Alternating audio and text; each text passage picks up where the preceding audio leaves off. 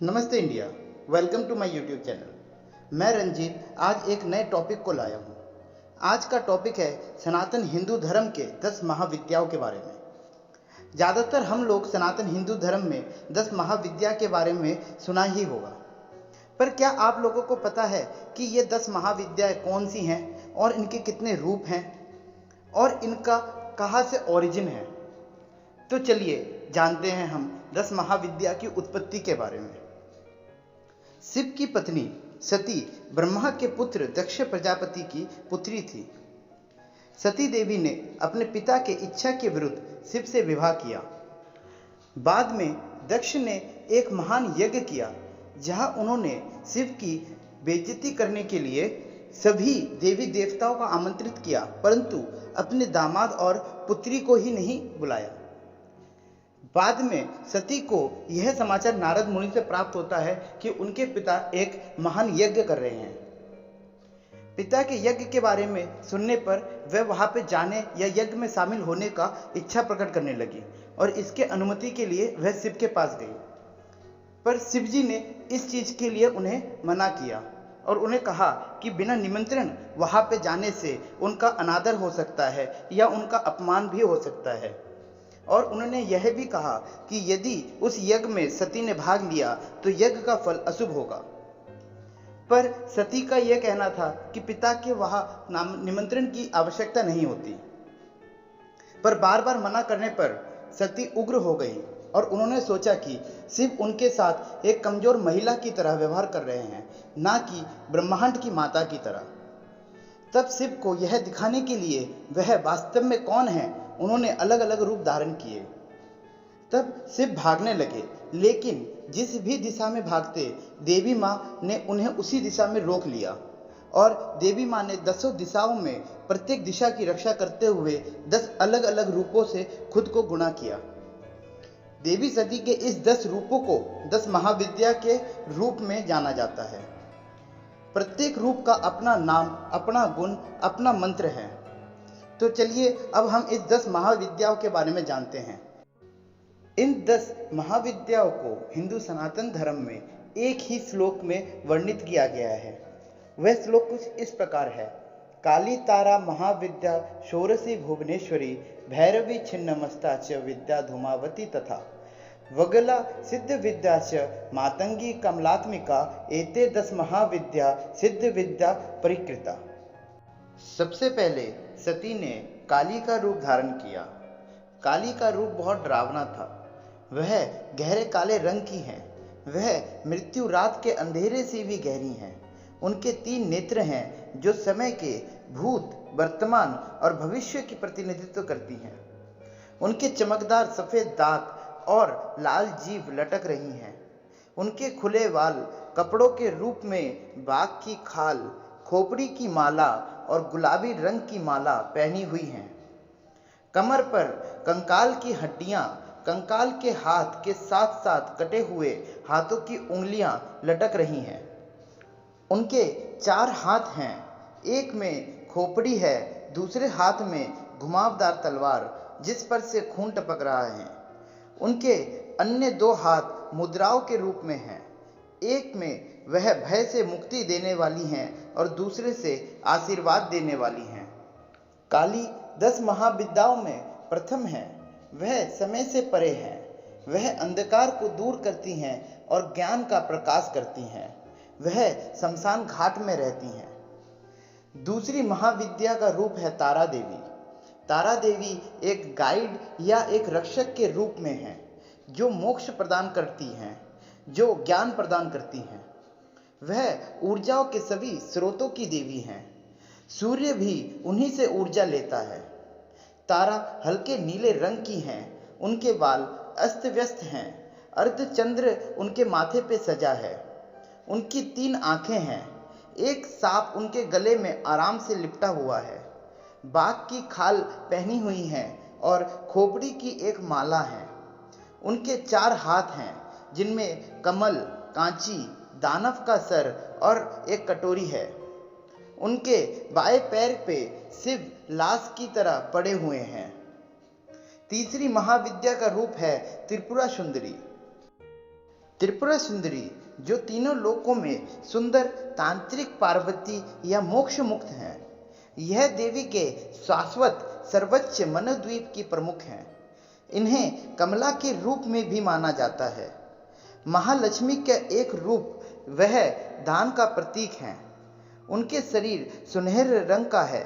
वह सोने के कमल पर विराजमान है। चौथा दस महाविद्याओं का रूप है भुवनेश्वरी। भुवनेश्वरी विश्व माता के देवी के रूप में है। इनके शरीर में सभी 14 लोक हैं।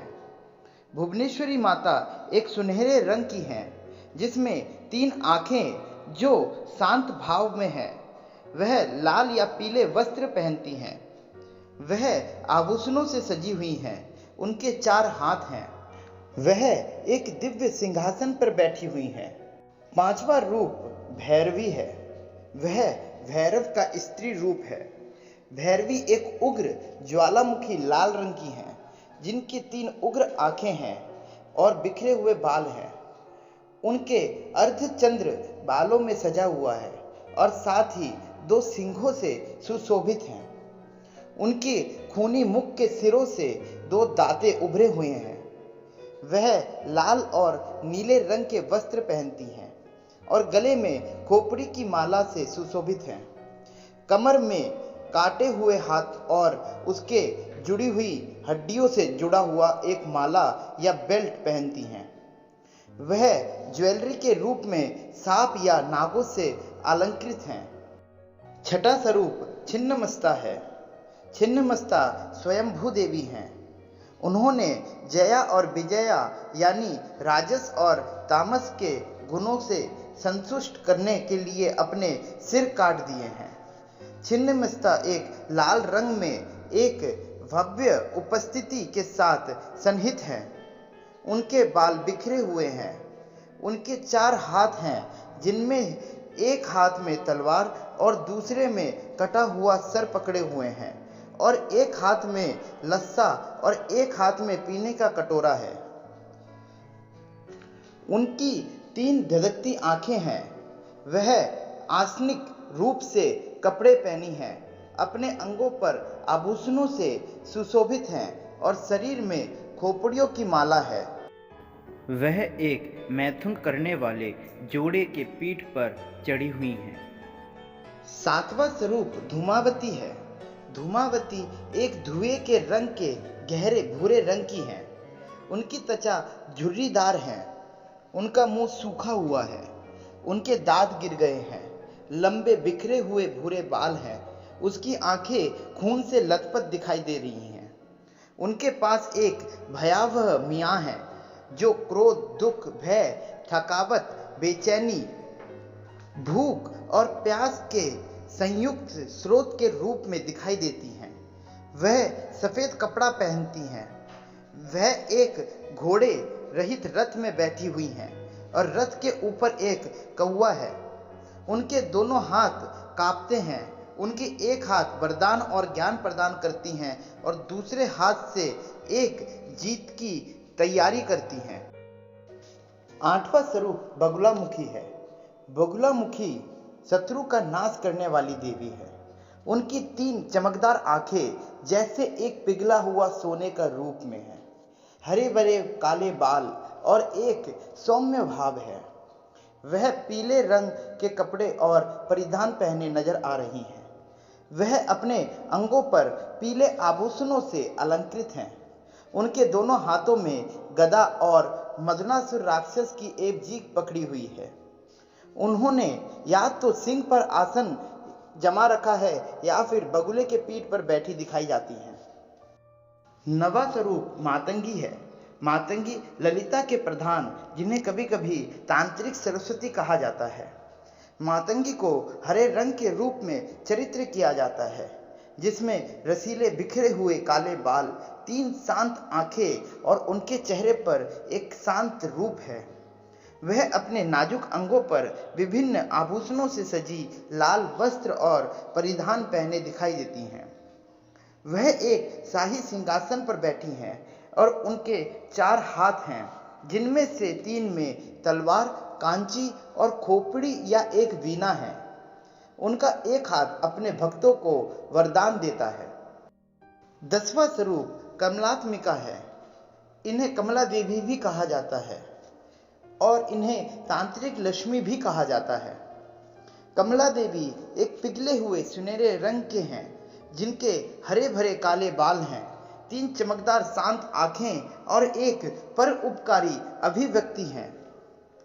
वह लाल और गुलाबी रंग के वस्त्र और परिधान पहने और अपने अंगों पर विभिन्न आभूषणों और कमल के फूल पर लदी हुई हैं।